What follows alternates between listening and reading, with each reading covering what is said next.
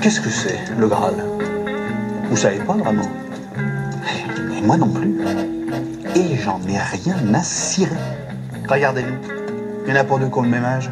Pas deux qui viennent du même endroit. Des seigneurs, des chevaliers errants, des riches, des pauvres. Mais, à la table ronde, pour la première fois de toute l'histoire du peuple breton, nous cherchons la même chose.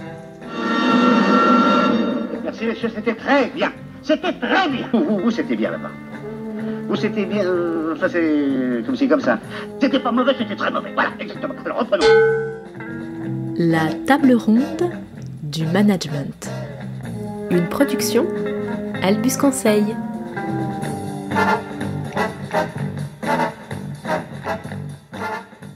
Salut Pat. Salut Camille. Alors aujourd'hui, on va vous parler des émotions dans vos équipes en période de changement. Et donc de la façon de les gérer au mieux. On est parti ? Allez, go. Allez, j'en peux plus. Vas-y, mets-toi de pied.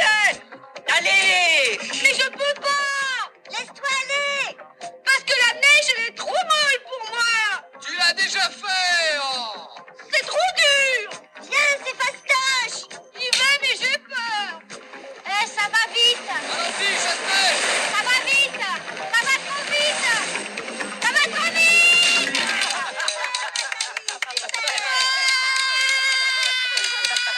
Enlève-toi, feignasse. Arrête de déconner, ça te fait mal. Bon voilà, donc vous voyez là, on a eu un petit exemple d'émotions très fortes sur des difficultés qui peuvent survenir.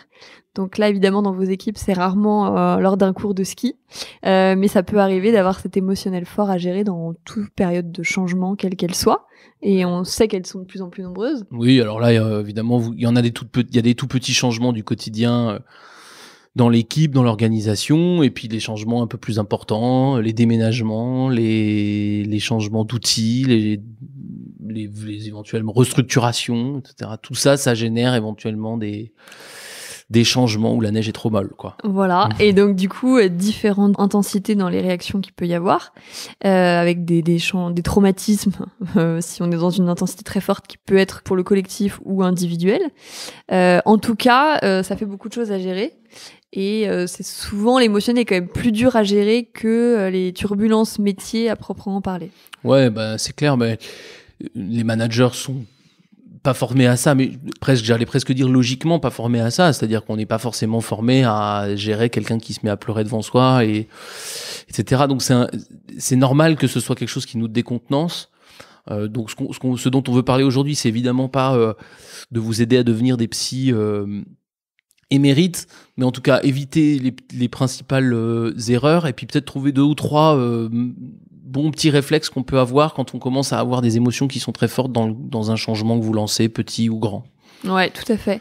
Alors déjà, on peut peut-être parler des réactions qu'on voit couramment en période de changement de la part des managers.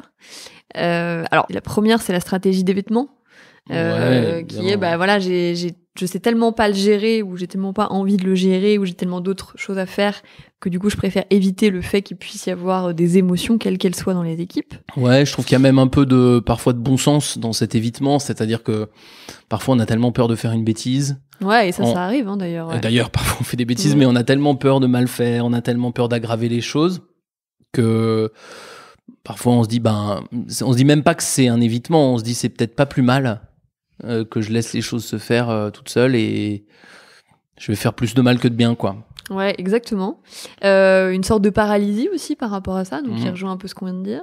Ouais, qui est pas forcément. On a vu aussi des gens qui ont envie de faire quelque chose, mais qui sont pas dans l'évitement du tout, mais qui sont décontenancés par la situation. Et d'ailleurs, dans ces cas-là, moi, je trouve il y a un peu d'excès. Il peut y avoir souvent de l'excès d'empathie dans ces cas-là. C'est-à-dire qu'on veut aider, on n'y arrive pas, et du coup, on se dit mon Dieu, mais c'est ma faute, et on finit par avoir soi-même.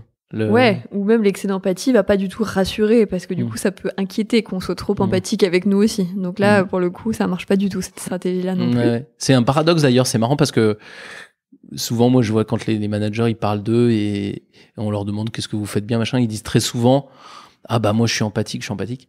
En fait, c'est vrai que c'est bien d'avoir un intérêt pour l'autre et de ressentir ce qu'il ressent un petit peu. Mais dans ces situations-là, c'est quand même compliqué. Enfin, c'est pas toujours bon conseiller. Ouais, et puis c'est vrai que de manière assez contre-intuitive d'ailleurs, de trop vouloir rassurer, finalement, ça rassure pas du tout l'autre. Ouais. Ça, vous pouvez faire le test si vous êtes avec une copine ou un copain qui est au 36e dessous parce qu'il vient de se faire plaquer. Essayez de lui expliquer que c'est pas grave. Vous allez voir que ça marche pas du tout en fait. Donc la stratégie de l'empathie donc de rassurer, et d'être empathique et de rassurer. Ou de trop rassurer, des fois, ça montre aussi qu'on essaye de se rassurer soi-même. Ouais. Et ça, c'est pas bon pour l'autre. Ça marche pas en général. Ouais. En général, j'avais pas vu qu'il y avait tant que ça un problème en fait. Ouais. Si tu me dis tout ça, c'est qu'il doit y en avoir. Ouais, je suis d'accord. Et donc ça, c'est des stratégies. Effectivement, moi, c'est peut-être les deux plus fréquentes que je vois. C'est-à-dire, c'est soit l'évitement complet, je sais pas faire, j'y vais pas. Soit l'excès d'empathie, c'est-à-dire je sais pas faire, j'y vais quand même, mais j'adopte tout ce qui se passe, j'essaie de rassurer à fond et finalement je contribue à ça. Je sais pas s'il y a d'autres réflexes naturels, mais c'est les deux qui me viennent à l'esprit. Il doit y en avoir pas mal, mais effectivement ceux-là sont les plus courants et puis on reviendra à ça tout à l'heure aussi. Il y en a peut-être un qui vient à l'esprit, c'est l'hyper-rationalisation au contraire, c'est-à-dire qu'on on va y revenir tout à l'heure, mais c'est vrai qu'il y a un réflexe qui est la personne est, par exemple, je prends dans un déménagement, elle est catastrophée parce qu'elle a l'impression que sa vie va devenir un enfer, etc. Et vous lui amenez les horaires de RER pour lui montrer qu'en fait c'est presque à peine plus long. En fait, il n'est pas question de la longueur du trajet. En réalité, c'est toute l'image qu'on se fait de ça. Donc l'hyper-rationalisation, c'est répondre à côté de la plaque. Ça part d'un bon sentiment, mais c'est répondre à côté de la plaque. Peut-être un peu moins grave que les deux autres. Mais... Ouais, tout à fait. Alors du coup, on parlait de la stratégie d'évitement. On voulait vous faire écouter un petit extrait de film qui illustre ça. Donc du coup, qui montre à quel point ce n'est pas bien de le faire. C'est issu du film Je vais bien, ne t'en fais pas. On écoute et on commente après. Alors, c'est pas bien journée. Il était pas là. Non. T'en veux? Si ça se trouve, il est mort. Pas de bêtises. Il m'en rappelait sinon. Si j'avais un problème, on saurait. S'il était vivant, il m'appellerait. Moi, il m'appellerait. Je me suis pas engueulée avec lui, moi. J'ai laissé je sais pas combien de messages, il rappelle pas, il répond pas, et maintenant sa messagerie est pleine. On peut pas rester comme ça, rien faire. C'est pas possible. Pourquoi vous me regardez comme ça? Alors dans cette scène, en fait, on a du coup les deux parents et la jeune fille qui s'appelle Élise, dont le frère a disparu. On apprendra à la fin du film où il est, pourquoi. En tout cas, les parents lui cachent des choses autour de cette disparition parce qu'ils ont peur justement qu'elle ait des émotions négatives que du coup elle a en puissance 10, voire plus. Du coup, on voit qu'elle perd complètement ses nerfs parce qu'elle sent qu'on lui cache quelque chose. Et voilà, donc c'est exactement cette stratégie d'évitement qu'ils mettent en place. Donc on voit bien qu'ils sont complètement mutiques sur le sujet et que ça marche pas du tout. Donc je vous invite à regarder le film parce que tout le film est là-dessus et on découvre à la fin pourquoi et voilà. Et donc là, elle peut enfin un peu avancer vers un cheminement plus profond. Oui, vous regardez le film si vous supportez Mélanie Laurent, mais juste pour revenir à un truc que Patrick ne supporte pas. Non, bon, c'est compliqué. Elle en était à ses débuts là. Ouais, ça s'est empiré après. Et alors, non mais blague à part, ce qui est quand même intéressant dans cet extrait, c'est que effectivement, comme tu dis, il y a vraiment la bonne intention des parents qui, on veut vraiment protéger et en protégeant, on la rend folle. Et on la rend folle. D'ailleurs, c'est marrant parce que elle pourrait s'énerver contre eux. Elle le fait pas, mais ça serait juste de s'énerver contre eux aussi en disant mais pourquoi ça a l'air de rien vous faire s'il est mort, pourquoi vous êtes aussi calme? Et en fait, je trouve que on sait pas là s'il est mort. Patrick. Non, mais ne spoilons pas les auditeurs. mais j'ai pas vu le film, mais je veux dire, si elle pense qu'il est mort, elle devrait leur reprocher d'être aussi calme. Et je trouve qu'il y a ce. Mais c'est un peu ce qu'elle fait quand même quand elle s'énerve. Ouais. Oui, mais c'est pour ça que je trouve intéressant de voir que cette stratégie là qui consiste à dire que c'est pas grave, ne dis pas de bêtises, donc un peu d'évitement, un peu de réassurance un peu factice. En fait, ça casse le lien entre elle et ses parents. Et c'est bien pire. Et du coup, si on revient à vos équipes, c'est un peu le même problème. C'est-à-dire que si face à cet excès d'énergie négative, vous dites non mais t'inquiète pas, et puis vous êtes mutique, en fait, non seulement vous n'allez pas les rassurer, mais en plus vous allez casser le lien, puisqu'ils vont avoir l'impression que vous n'êtes pas avec eux, en fait. Vous vous rendez pas compte, tu te rends pas compte, il est peut-être mort, quoi. Et c'est ça qui se passe dans le film. Du coup, ils s'imaginent des choses qui peut-être n'existent pas au-delà du film, mais on fantasme, l'esprit humain fantasme beaucoup de choses et souvent négativement quand même, malheureusement. Alors on va peut-être essayer de regarder maintenant comment... Exactement. Alors du coup, nous, aujourd'hui, on voulait vous parler d'un petit outil, en tout cas une grille de lecture qui s'appelle la courbe de deuil. Ouais, vous connaissez peut-être, hein, ça pignon sur rue. Courbe de deuil que cette jeune fille dans le film ne peut pas faire puisqu'elle ne sait pas ce qui s'est passé. Donc, ce qu'on ne vous encourage pas à faire, comme vous l'avez compris. Alors, du coup, courbe de deuil qui est, qui est un outil, un canevas que nous on utilise, à prendre avec beaucoup de précautions parce que ça n'a pas de validation scientifique. Oui, c'est plus empirique et c'est plus pour se rendre compte que les émotions varient et bougent dans le temps, mais plus que pour, vous allez voir, Camille va expliquer les différentes étapes. C'est intéressant de se dire qu'il y en a plusieurs. Après, ça se passe pas toujours dans l'ordre et comme et avec des intensités différentes et voilà pour chacun.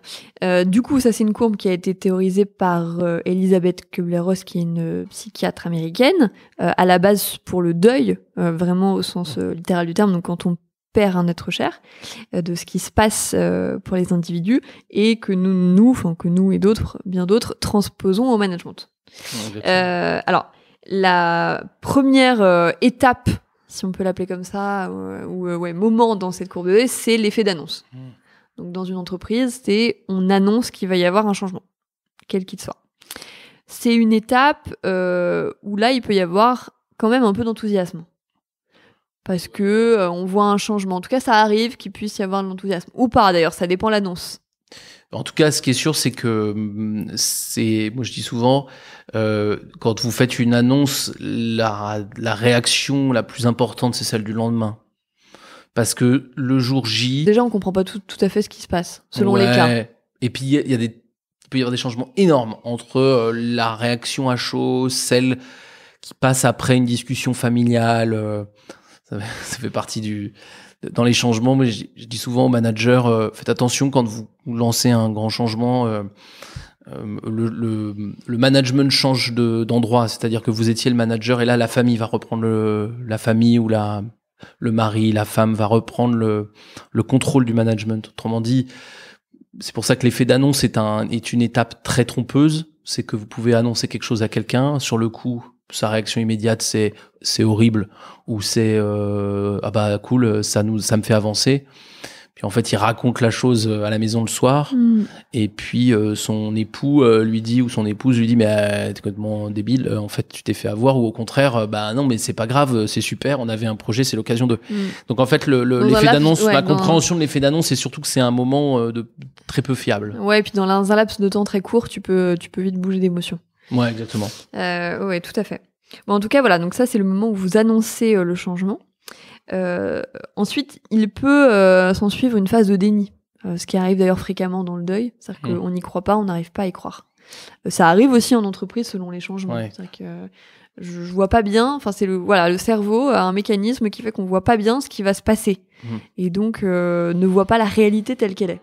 Oui, alors on va avoir des phrases du style de toute façon il y a eu plusieurs projets comme ça n'aboutira pas, ou alors ça sera pas pour moi, je serais parti avant, ils vont nous faire une autre annonce. Donc il y a le déni, c'est rarement un déni basique d'oubli ou d'amnésie totale, mais c'est je minimise, j'ai mal compris, quoi, ou on a mal compris, ou ça a été mal dit, ou ça va changer. Exactement. Vous pouvez le voir aussi dans vos équipes en période de changement. Ensuite, il y a souvent le doute qui commence à s'immiscer. C'est-à-dire que là, du coup, si on est dans un temps un peu plus long, donc il y a quelques jours, quelques semaines qui se sont passées, on voit les premiers obstacles qui apparaissent. C'est-à-dire que même si on était enthousiaste au début, si on l'était, ça y est, on commence à voir les premières difficultés qui pointent leur nez, et là, ça commence à être moins enthousiasmant que ça l'était, ou alors ça nous met encore plus le doute que l'on l'avait au début. Ouais, le doute, c'est plus objectif que le déni. C'est-à-dire, le déni, il y a vraiment quelque chose c'est un drôle de truc, le déni, en termes psychologiques. C'est vraiment le cerveau qui se trompe lui-même. Le doute, souvent, c'est un... Oui, on est conscient, déjà. Ouais, c'est souvent alors, on exagère, on a peut-être mal lu, on fait peut-être une erreur, mais il y a quelque chose de plus rationnel dans le doute. Ouais, tout à fait. Et donc, du coup, souvent dans les solutions à apporter aussi, mais on y reviendra tout à l'heure. Et puis ensuite, il y a ce qu'on appelle la période de dépression, qui correspond aussi à la période de tristesse dans la courbe de deuil telle qu'elle a été théorisée initialement. Ouais, vous trouverez avant celle-ci, moi je trouve une qu'on va retrouver, elle est probablement cumulée avec les phases 1 et 2, qui est la colère. Oui, c'est vrai que tu as raison, elle apparaît aussi. Elle apparaît aussi, alors pas forcément dans les toutes premières. Qui peut aller avec le doute, d'ailleurs. Qui peut aller avec le doute, mais qui est pour moi, je trouve une fonction beaucoup plus saine. C'est comme le doute, hein, c'est une fonction plus saine que le déni. Le déni, c'est vraiment le cerveau qui se trompe. Le doute, le doute et la colère sont des énergies de résistance. Psychologiquement, c'est pas inutile. C'est-à-dire que ça aide le cerveau à se dire qu'il ne subit pas ce qu'il vit. Alors que le déni est vraiment dangereux. Donc, s'il dure trop longtemps, ouais, il est bien sûr. Ouais, le déni durable, c'est très très dangereux. Alors que le déni durable, hein, c'est psychose. Hein. Donc, mais par contre, la colère et le doute, ça permet quand même d'avancer dans le deuil. Ouais, tout à fait. Et donc la colère, c'est intéressant, t'as raison, il faut la rajouter parce que vous pouvez y faire face. D'ailleurs, c'est marrant, non, pas plus que ça, mais on a plusieurs projets là qui ont trait à des plans sociaux, donc des restructurations dans des entreprises. Et là, c'est typiquement une émotion qu'on retrouve chez les managers, avec des intensités assez fortes et souvent qui dépassent ce que les managers au courant, ceux en tout cas qui sont les acteurs du plan, redoutaient. Oui. Souvent on se dit non mais ça va aller, ils vont bien le prendre, et en fait il y a quand même de la colère. Donc, oui. Et quand elle dépasse pas, elle est souvent pas exactement là où on pensait. Exactement. Ouais, je trouve qu'il y a toujours un peu de surprise. Alors moi, ça me paraît assez logique. C'est-à-dire que je crois que vraiment que la colère, c'est une énergie de résistance et qu'elle se loge précisément là où t'es le moins préparé. Parce que sur les trucs préparés, ça peut générer du doute. Ou tu parlais de la dépression, ça peut générer quelque chose de très profond. Mais la colère s'exprime moins bien sur les éléments que vous avez très bien préparés. Et la colère, vous dites pas donc il faut que je prépare tout, parce qu'en fait la colère est très imaginative. Si vous avez tout préparé, les gens se mettront en colère parce que vous avez tout préparé et parce que vous n'avez pas laissé de place au... Exactement, c'est ce qui arrive d'ailleurs. Souvent d'ailleurs dans les restructurations, on le voit de la part du management intermédiaire, qui du coup se retrouve à gérer le plan dans les faits, dans les actes, après l'annonce, et pour le coup qui n'a pas du tout été mis dans la boucle auparavant, donc qui ne voit plus bien sa marge de manœuvre. Donc voilà, après donc ça c'est doute et colère qui sont effectivement plus ou moins pas similaires, mais c'est la même énergie, c'est l'arrivée d'une part de rationnel et le démarrage d'une résistance par rapport au déni. Oui, et puis du coup c'est des vagues d'émotions qui sont dures à gérer quand on est manager. C'est sûr. C'est souvent dans ces moments-là d'ailleurs que les managers sont les plus désemparés. Ouais, on va y revenir évidemment essentiellement sur celle-là, et puis sur la suivante, comme tu disais tout à l'heure, c'est la dépression. Là, on creuse la courbe parce qu'il faut imaginer quand on vous parle cette courbe qui se creuse à mesure qu'on passe certaines émotions. Encore une fois, elles n'arrivent pas toutes dans le même ordre, mais si on prend l'ordre le plus commun, on va dire que la creuse se courbe. D'ailleurs, je vous invite à regarder ouais, tout à fait, la courbe se creuse.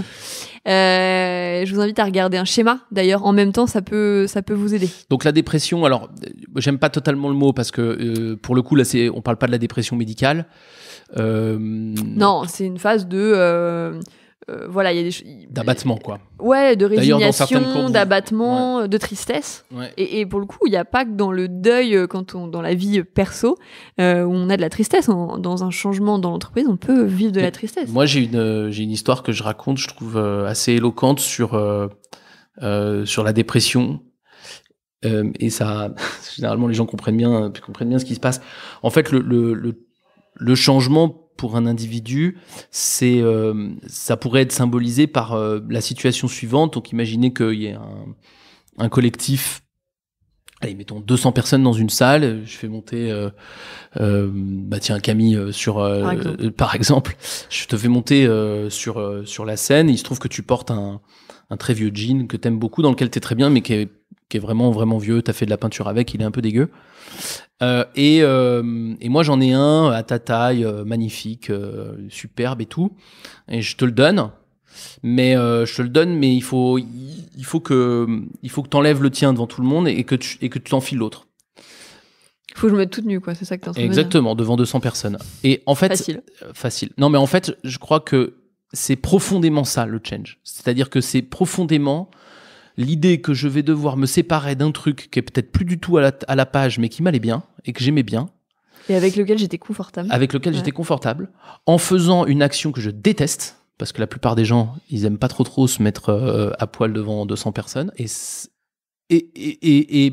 donc pour lequel le gain, même s'il est objectif, en l'occurrence là, le beau jean, même vachement à ta taille et tout machin, vachement à la mode et tout, en fait, le compte n'y est pas. Et alors vous allez me dire, mais c'est quoi cette nudité en fait, dans l'entreprise, c'est pas la nudité, mais c'est par exemple quand vous faites un changement d'outil informatique. Je prends cet exemple-là. Vous êtes en train de dire à un mec qui travaille par exemple depuis 25 ans sur l'ancien outil informatique, qui est très compétent, qui est le meilleur, enfin qui le maîtrise parfaitement. Vous êtes en train de lui dire, oh, on en a un vachement mieux. Tu vas abandonner le précédent et tu vas avoir le nouveau. C'est exactement comme le jean. T'es juste en train de lui dire, mon bonhomme, t'es le plus compétent de l'équipe et tu vas revenir nul comme tout le monde. Et ben normalement, il a pas envie. Et ça, il a pas envie d'être tout seul devant tout le monde à montrer sa nudité. Alors là, en entreprise, c'est souvent une nudité de compétence, de je sais pas faire ce qu'on me demande, soit le comportement, soit l'action, et c'est horrible. Mais ça ressemble à cette nudité physique dont la plupart d'entre nous n'aimons pas, qu'on n'aime pas exposer en public, quoi. Et pour moi, la dépression, c'est ça. La dépression, c'est le moment où tu comprends que de toute façon, t'as pas le choix, va falloir que tu changes. Donc, et que tu vas être obligé de faire quelque chose qui te met dans une situation d'inconfort incroyable. Mais t'es obligé. Voilà. C'est je te force, quoi. Au bout d'un moment, je te dis, mais en fait, tu vas changer le pantalon. Et la plupart des étapes d'avant, tu te dis que tu vas pouvoir retarder le moment, peut-être tu vas pas le faire. Ils vont quand même m'amener une cabine d'essayage. Voilà, il va se passer quelque chose. Et là, non, en fait. Et c'est ça qui fait que vous pouvez avoir cette période d'abattement qui peut arriver avec quasiment pas, avec une très faible intensité. Et parfois, on s'y attend pas avec une très très forte intensité et sur un temps relativement long. Ça arrive aussi. Et ça arrive. Alors ça, c'est la dépression. Et puis après, heureusement, la courbe remonte quand même. D'ailleurs, vous voyez, quand vous regardez dans le deuil, encore une fois, il y a pas de vérité absolue, parce que on peut mettre plus ou moins de temps à faire son deuil et il n'y a pas de jugement à avoir d'ailleurs là-dessus.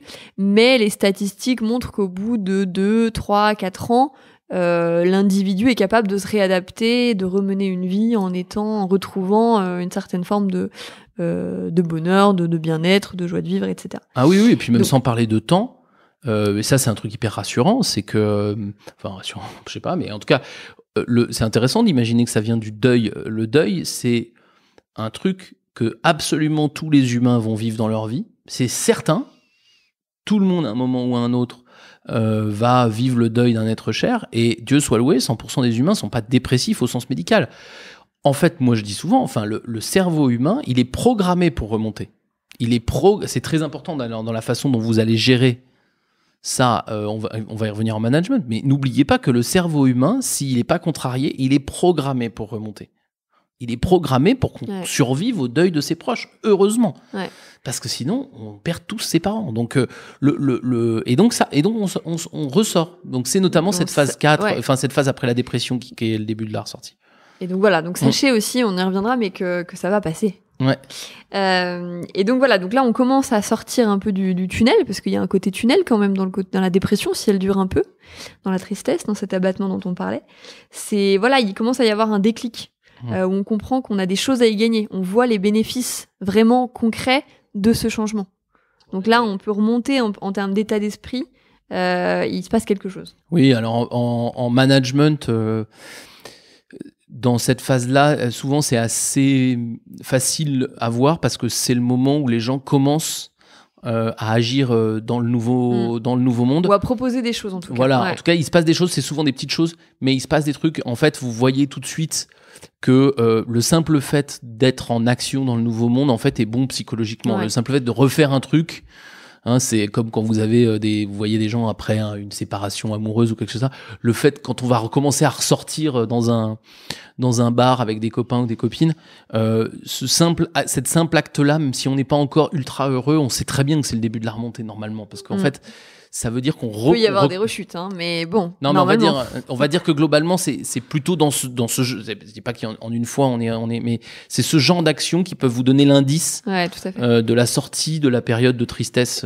Et d'ailleurs, on vous invite à être assez attentif à ces moments-là, à ce qui peut se passer, parce que comme dit Patrick, c'est des petites choses, mais du coup, c'est bien de les saisir pour tirer le fil parfois. Quand on a des gens qui commencent à sortir de cette période d'abattement. Et puis au bout d'un moment, évidemment, cette période d'abattement qui va commencer à être assez fritée grâce aux petites actions, au bout d'un moment, les gens vont se retrouver dans le nouvel état. Et alors là, je parle pas du deuil au sens propre du terme, mais dans bien des cas, ils se rendent compte qu'en fait, le nouveau cas, il est meilleur que l'ancien. Mais c'est pas du tout rare, donc on va avoir des gens qui vont avoir pas oublié parce qu'ils se rappelleront de la période qu'ils ont vécue, mais très souvent ils vont rétablir leur vie absolument, sous un autre équilibre qui leur conviendra très bien jusqu'à la prochaine fois. Mais il y a ce truc-là. En tout cas, c'est aussi un moment que la période qu'on peut appeler d'intégration, d'acceptation, on voit que les changements apportés et les choix qui ont été faits étaient les bons. Et ça, c'est très rassurant. Donc en fait, on commence un nouveau cercle vertueux qu'on y va. Alors si on prend un peu la courbe en global, et avant de reparler des pièges et puis surtout des solutions pour la traiter, je rappelle ce que tu disais au début. C'est d'abord, et vous le savez maintenant que vous avez entendu la courbe, tout le monde ne vit pas toutes les étapes dans cet ordre. Donc c'est juste un guide pour vous rappeler qu'il y a différentes émotions et qu'elles sont vécues dans des ordres différents. Il y a des gens qui vont très vite, qui ont jamais de déni, par exemple, qui vont tout de suite au doute ou à la colère. Il y a des gens qui ont un déni plus fort. Il y a des gens qui ont des périodes de dépression longues ou des périodes de dépression très courtes. Ce qui est important, c'est ne vous dites pas je connais ça, je suis psy et je vais faire le truc. Nous, on pense que le principal dans ce genre d'outils, la première des choses, c'est juste de savoir, de comprendre que face à un changement, il y a des émotions. Il y a des émotions. Et que c'est normal. Et qu'elles varient. Et que donc je vais pas pouvoir, alors un truc très très important, je vais pas pouvoir plaquer mes émotions que j'ai moi habituellement dans ce genre de truc ou que j'ai eu quelques semaines plus tôt sur le même projet sur l'autre. Il va pas traverser les choses de la même façon. Voilà, c'est pas parce que j'ai vécu un deuil de telle façon il y a 2 ans que tu vas vivre de la même façon le deuil équivalent d'aujourd'hui. Donc ce qui est intéressant, c'est on a ses propres difficultés ou ses propres atouts pour passer ces périodes-là. Et on va pas plaquer. Donc, le simple fait de connaître la courbe, c'est juste de se dire, attends, qu'est-ce que j'ai en face de moi? Est-ce que j'ai du doute ou est-ce que j'ai du déni? C'est quand même pas pareil. Est-ce que j'ai de la colère ou de la dépression? C'est pas pareil. Le simple fait de se poser ces questions-là. Pour soi et pour les autres. Pour soi et pour les autres. Alors, on est souvent moins lucide sur soi, mais au moins pour les autres. Déjà, ça, c'est vachement utile en management, je trouve, moi. Ouais, tout à fait. Et d'ailleurs, alors t'as raison sur le fait qu'on vit pas les mêmes émotions que les autres. Chacun a sa courbe de deuil. Il n'y a pas d'unicité de courbe de deuil. Par contre, ce qui est difficile, moi, ce que j'observe, c'est quand on est manager et qu'on a une courbe de deuil à faire en même temps que celle de ses équipes. C'est-à-dire que les deux courbes de deuil se superposent, même si elles vont varier en intensité. Par exemple, vous êtes au courant, il y a une annonce générale à toute une usine d'une restructuration. Oui, alors là, message aux dirigeants officiels. Nous faisons un message tous les deux aux dirigeants officiels. Il faut toujours démarrer les courbes de deuil des managers avant les équipes. Ouais, en tout cas, essayez au maximum de le faire. Même si on peut les mettre que 2 heures avant dans la boucle, faut essayer, c'est déjà ça de gagner.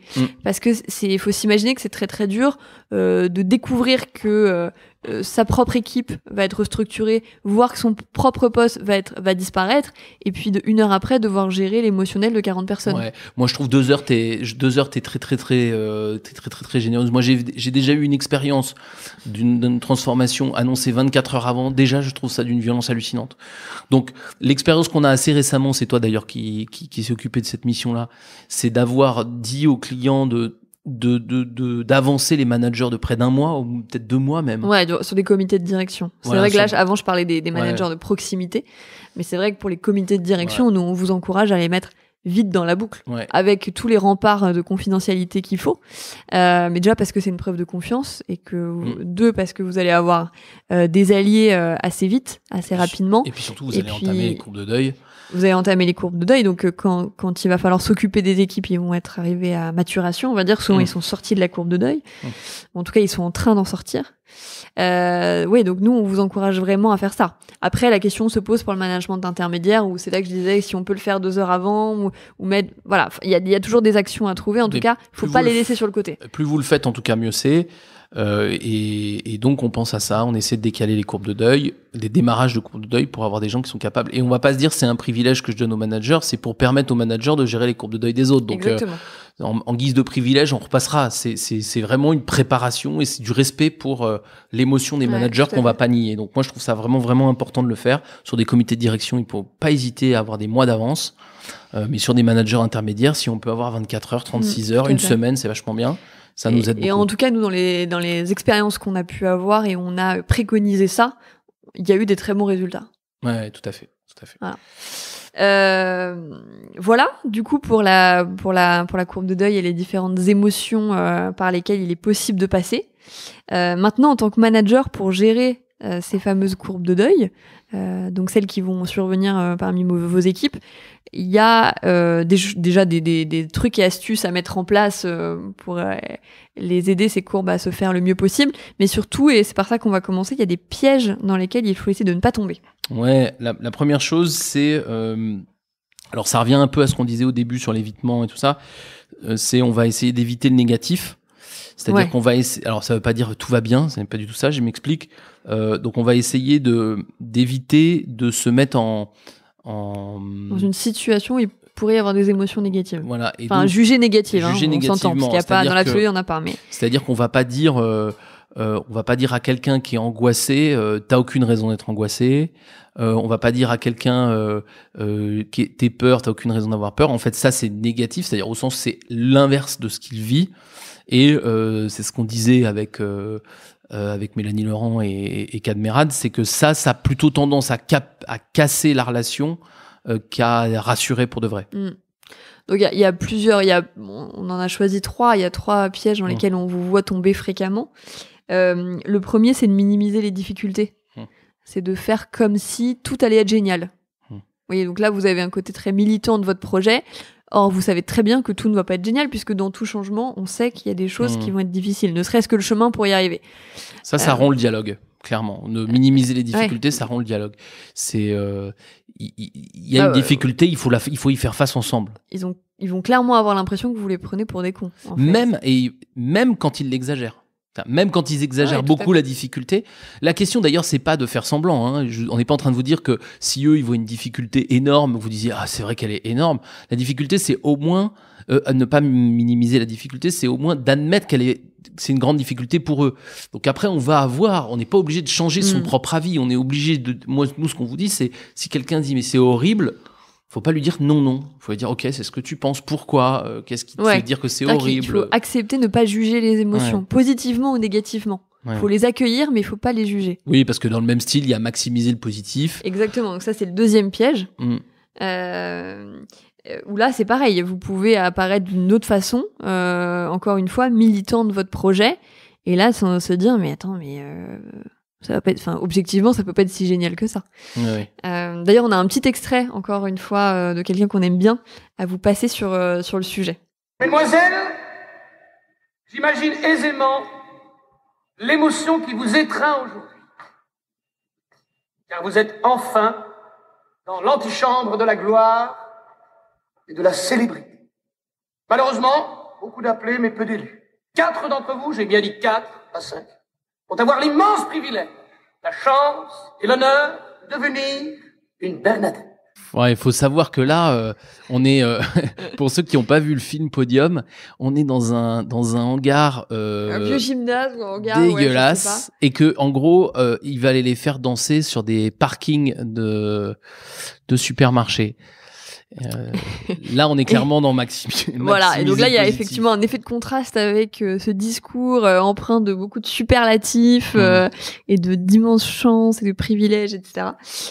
Pour quelque chose qui, voilà, somme toute, pas terrible, quoi. Alors ça, c'est un peu toujours pareil avec Poulvord. Il joue souvent des mauvais managers, mais il joue souvent des mauvais managers très fréquents. C'est-à-dire qu'en fait, je trouve que moi, par exemple, les communications corporate dans les moments de grands changements, de grandes transformations, elles sont souvent de cet ordre. C'est-à-dire qu'elles sont un peu moins ridicules parce qu'on les met pas derrière. Mais presque, Ouais. parce que on va mettre un témoignage. Mais évidemment, le témoignage, c'est le gars d'accord. On va mettre le patron qui va dire ça va être génial. Une nouvelle ère s'ouvre à nous. Ça s'appelle le projet, ambition, machin, bidule. Il y a vraiment cette espèce de décalage qui rend les choses totalement fake. Donc ça, c'est pareil, hein. C'est comme tout à l'heure, ce qu'on vous disait, ça rend la confiance. C'est-à-dire que d'un coup, de toute façon, dès le début, les gens décrochent. Ils y croient pas. Et là, vous allez ramer derrière. Voilà, alors là, on a dit maximiser le positif, minimiser le négatif. Puis il y en a un troisième qu'on aime bien, nous, c'est faire semblant de savoir. Alors ça va avec... De tout savoir. Oui, de tout savoir, mais même simplement de savoir. Il y a un truc de... Quand ça, c'est le faux vieux sage. C'est le côté, tu vis un truc... Et moi, je vais te dire, non, mais attends, ça, je l'ai déjà vu en 84, Oslo, machin. Et en fait, le truc, en fait, ça marche pas du tout. Parce que, pareil, c'est complètement déconnecté. Chaque histoire est différente. Et la première des choses, c'est d'essayer de se mettre à l'endroit où sont les gens. Et on sait pas, on l'a pas plus vécu qu'eux, même si on en a fait 10 avant. Ouais, donc il faut une certaine humilité là-dessus. Ouais. Par rapport aux gens, par rapport à soi et puis par rapport à l'avenir. C'est-à-dire que encore plus dans le monde dans lequel on est aujourd'hui, vous ne savez pas finalement si le changement d'outil va avoir tous les bénéfices escomptés. Vous savez pas si la restructuration, il va pas se passer quelque chose dans le business ou dans le marché qui va faire qu'en fait c'était pas la bonne idée. Enfin voilà, il y a plein de choses que vous maîtrisez pas, donc faut réussir à le dire. Faut faire le distinguo, je pense, dans les communications, c'est super important. Ça, on en est sûr et c'est pas négociable. Ça, on en est sûr, mais il y a une zone dans laquelle on a besoin de vos avis, une marge de manœuvre, parce que ça c'est important, on y reviendra, mais laisser de la marge de manœuvre aux gens. Et puis il y a une troisième zone où ni vous ni nous ne savez. Et ça n'empêche pas, on n'est pas en train de vous dire qu'il faut pas avoir confiance et qu'il faut pas distribuer de la confiance. Simplement, on distribue pas de la confiance en faisant semblant de tout savoir. Exactement. On distribue de la confiance avec une part d'optimisme, il n'y a pas de débat, c'est-à-dire que c'est pas du tout gênant qu'un patron dise bah écoutez, voilà, c'est un changement qui va être difficile, je crois qu'on va avoir des épreuves dures, certaines que je crois connaître, d'autres que je découvrirai. Mais je crois que si nous nous y prenons comme ci, comme ça, on va y arriver, j'y crois vraiment, on l'a prouvé par le passé qu'on était capable de. Ça, c'est pas gênant. Ça, c'est pas semblant de tout savoir, c'est pas maximiser le positif. Non. Ça, c'est montrer qu'on y croit et on a besoin d'un leader. Donc, on n'est pas en train de vous dire que il faut adopter l'émotion de l'autre. Vous avez le droit d'être en avance sur la courbe de deuil. Vous avez le droit d'avoir confiance et d'être optimiste, évidemment. Et on vous conseille évidemment de le faire. Mais ne faites pas semblant, ne transformez pas cet optimisme en savoir absolu, c'est pas du tout crédible. Tout à fait. Et donc comme ça faisait longtemps qu'on vous avait pas mis de Kaamelott, on voulait quand même vous mettre un petit extrait. Ouf. Pour celui qui qui fait semblant de tout savoir et qui sait rarement en fait. C'est Perceval dans cet extrait. Une journée de plus en moins, on va aller dormir puis demain on recommence. Je peux vous dire que Tavernier, c'est pas une sinécure. Ah, c'est pas faux. J'ai jamais su ce que ça voulait dire, sinécure. Moi non plus. Quand vous comprenez pas, vous dites c'est pas faux. Comme ça vous passez pas pour un glandu. C'est ma botte secrète. C'est pas faux. Bah voilà, pour ceux qui connaissent Kaamelott, vous saurez que Perceval, ça lui joue pas mal de tours après d'utiliser cette botte secrète qu'il utilise à peu près tout le temps. Oui, et puis il passe vraiment tout le temps pour des glandules, les deux, y compris avec la botte secrète. Effectivement. Et oui, enfin c'est clair que c'est quand même l'outil managérial majeur Kaamelott, hein, j'y reviens, mais non, mais enfin c'est même pas une blague d'ailleurs. Si vous en doutiez. Ouais, si vous en doutiez. Encore. Mais non, mais effectivement c'est. Et là, je crois qu'on a beaucoup éduqué, ça s'appelle la posture managériale, tu sais, on a beaucoup éduqué les managers à il faut que vous teniez, il faut vous montrer que vous êtes fort et tout. C'est le côté très professoral, très dogmatique. Et en fait, non, ça marche pas, ça. Hein. Ouais, ça marche pas. Non, ça marche. Mais ça marche dans une école avec des enfants de 6 ans à qui vous devez inculquer le calcul. Évidemment, là, vous savez, ils savent pas, et donc il y a pas de problème sur le professoral. Mais là, en l'occurrence, avec des adultes, ça fonctionne jamais. Ouais, tout à fait. Donc voilà, donc ne tombez pas dans les pièges de Benoît Poulvord et de Perceval. Et par contre, on va vous donner quand même quelques clés. parce qu'on vous a dit ce qu'il fallait pas faire, mais on va essayer quand même de vous aider à faire ce qu'il est bien de faire, même si encore une fois, il n'y a pas de solution toute faite. Après, il y a des choses à tester.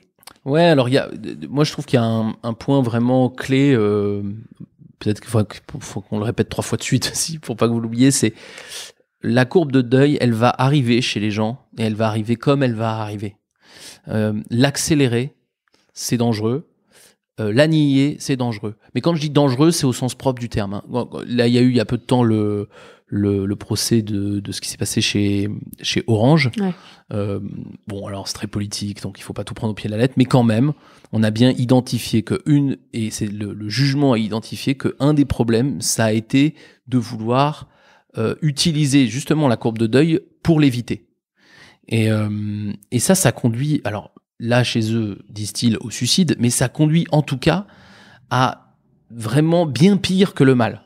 Et donc il faut, la première des choses sur la courbe de deuil, les gens ont des émotions, ils ont le droit de les avoir, et la meilleure façon de les traiter, c'est de les accepter.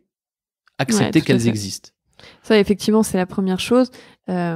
Pour revenir sur le deuxième point, c'est la plus importante, t'as raison. Et le deuxième point, c'est de les accueillir, vous, en tant que manager, et d'aider les collaborateurs à les accueillir. Parce que il y a aussi souvent les collaborateurs qui se disent c'est pas normal, j'arrive pas à passer à autre chose. Ce collègue-là, il est déjà en train d'essayer de proposer dans l'action, et moi, j'en suis toujours à une phase d'abattement. C'est pas les mots qu'ils vont utiliser, mais c'est la même chose qu'ils veulent vous dire. Donc, c'est aussi les aider à trouver ça normal, parce qu'en fait, plus les collaborateurs vont lâcher prise sur le sujet et accepter leurs propres émotions, plus en fait ils vont passer à une autre émotion. Oui, et plus on va bénéficier de ce que je disais un peu plus tôt, qui est le fait que le cerveau, il est programmé pour ressortir. Mais il est programmé pour ressortir à condition qu'on lui laisse faire le chemin. Et donc, pour ça, on va laisser faire le chemin. Et là, il y a un truc qui peut vous faire peur, qui dit mais ça va prendre combien de temps, ça va machin, etc. Camille, elle parlait 3-4 ans, mais là, on parle d'un deuil, hein. Quand on va parler d'un déménagement... Et encore, les deuils, ça peut être beaucoup plus long, beaucoup plus court. Beaucoup plus court. Mais quand on va parler d'un déménagement, je peux vous dire, c'est pas 3-4 ans. En quelques semaines, a priori, mais quelques jours parfois de vie dans les nouveaux bureaux, vous avez terminé. Donc, par contre, il faut pas nier. Il faut que ça existe. Et moi, je trouve que c'est plus simple à gérer ça. C'est-à-dire que c'est un conseil qui est plutôt facile à tenir. C'est de dire, arrêtez de vous rendre responsable de ce qu'ils vivent. Ils vivent ça parce que leur cerveau est fait pour vivre comme ça les choses. Laissez-les vivre. Et pareil pour vous, laissez-vous vivre ça. Vous allez voir que vous allez sortir bien plus vite que si vous essayez de contrarier. Ne pas barrer le chemin pour qu'il se fasse. Ouais. En fait, en contrariant, il est plus long. Exactement. Et donc, ça, c'est donc accepter, accueillir sans jugement ni positif ni négatif. Et la troisième chose, c'est de faire en sorte que les gens se projettent. Ça, c'est hyper important. On préfère d'ailleurs que les gens se projettent même avec anxiété, plutôt qu'ils ne se projettent pas du tout.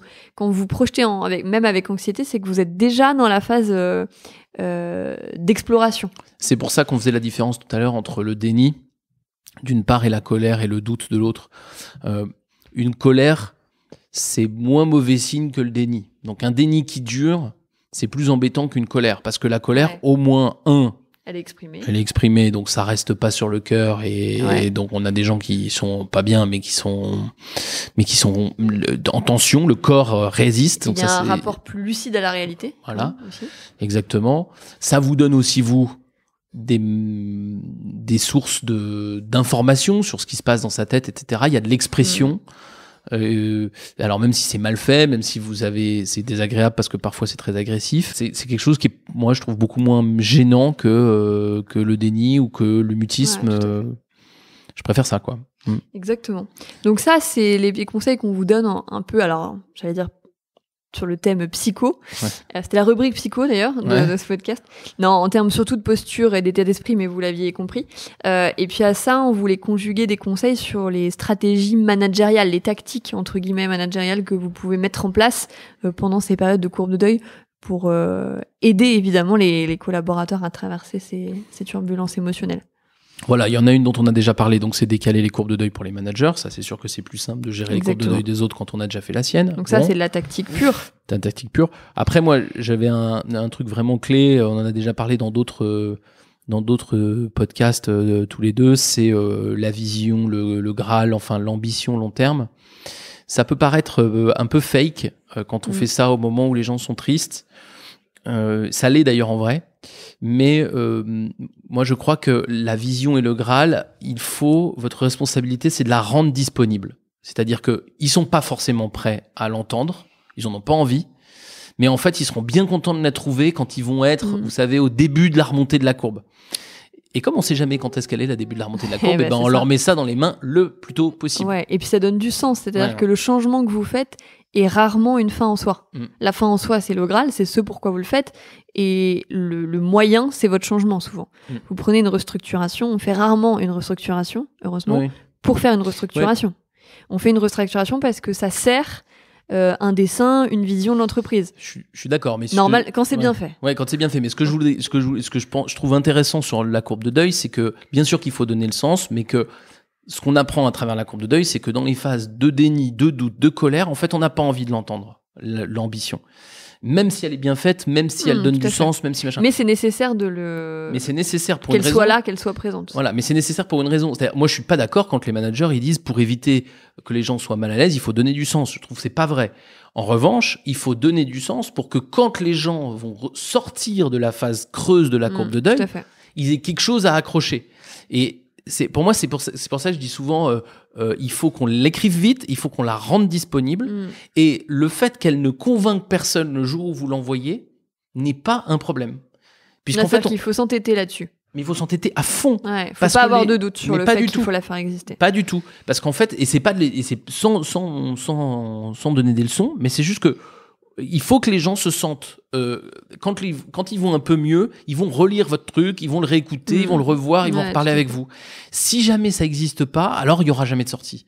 Donc, le Graal, il est indispensable pour quand la sortie est possible. Donc, le début de la courbe de deuil, on n'est pas dispo, mais on l'entend quand même, on le rejette, mais on l'entend quand même. Et quand le cerveau va se rendre un peu plus disponible, il va rechercher dans sa mémoire et il va se rappeler de la discussion et il va dire mais peut-être que c'était là que j'aurais dû choper ça. Et donc si vous le faites très souvent, si vous en parlez très souvent, vous allez mettre les gens en situation de pouvoir se servir le bon jour. On n'est pas naïf, hein, le moment de l'annonce, vous avez beau faire exister le Graal, personne, une heure après l'annonce, ne se rappelle du Graal. Tout le monde se rappelle du changement. Et puis on trouve ça bullshit. Peu importe. Et puis comme il n'y a pas encore de changement concret, il faut s'entêter. Ça paraît abstrait. Donc ça, c'est la première chose, et faire exister le Graal tout au long du processus de transition et bien évidemment après.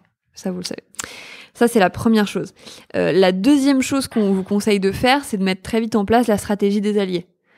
Pour ceux qui sont pas complètement familiers avec cette notion-là, c'est de se dire, ce qui est super important dans ces moments-là, c'est d'avoir très vite des alliés. C'est-à-dire des gens qui vont adhérer au projet.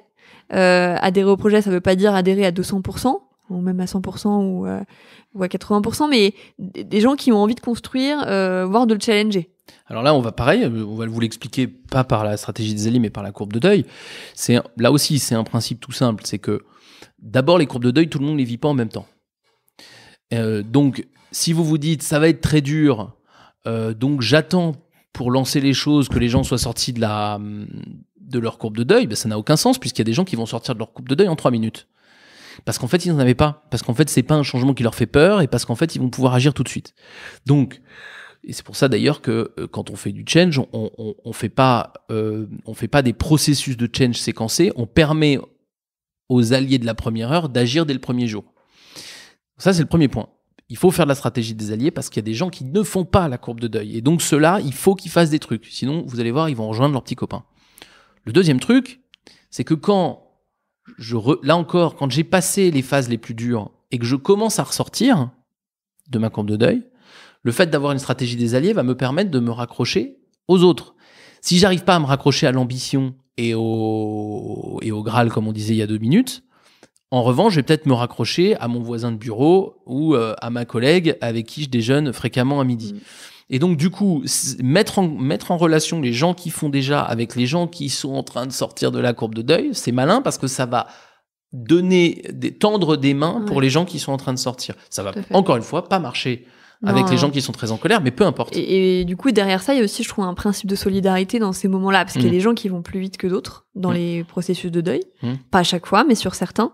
Et c'est de se dire, on laisse personne sur le côté. Ouais. Peu importe les émotions. Donc ça aussi, je trouve que c'est intéressant sur ça. Mais pour laisser personne sur le côté, il faut absolument que les gens qui ont des courbes de deuil très très courtes agissent très très vite, parce qu'en agissant très très vite, ils font avancer votre projet et ils vous permettent de donner plus de temps à ceux qui ont des courbes de deuil plus longues.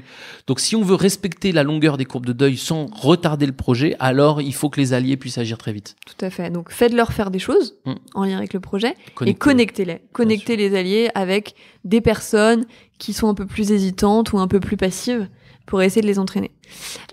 L'autre chose à faire... Et la dernière probablement, en tout cas pour aujourd'hui. Ouais, l'autre chose à faire, c'est... moi, je sais pas ce que tu allais dire, Patrick, mais moi, ce que j'allais dire, pardon, c'était... on vous a dit tout à l'heure d'accueillir les émotions. Bah, pour pouvoir les accueillir, il faut aussi avoir des temps où vous entendez les émotions. Du coup, faut les écouter. Ça passe par des petites actions assez faciles à mettre en place et assez quick win. C'est quand vous avez un changement, toutes les semaines, vous faites un point avec votre équipe. Ok, qu'est-ce qui se passe ?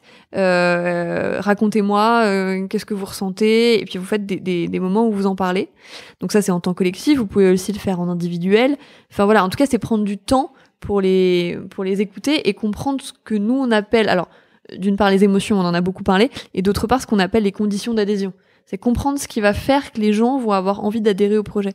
Et parfois on se rend compte que c'est des gens, qui n'avaient pas compris certaines choses, c'est-à-dire qu'ils se fourvoient complètement sur ce qu'étaient certaines modalités du projet, et en fait, vous leur expliquez, ils disent « Ah bah ok, bah je suis d'accord, alors ça me va ». Mais pour ça, il faut l'avoir entendu.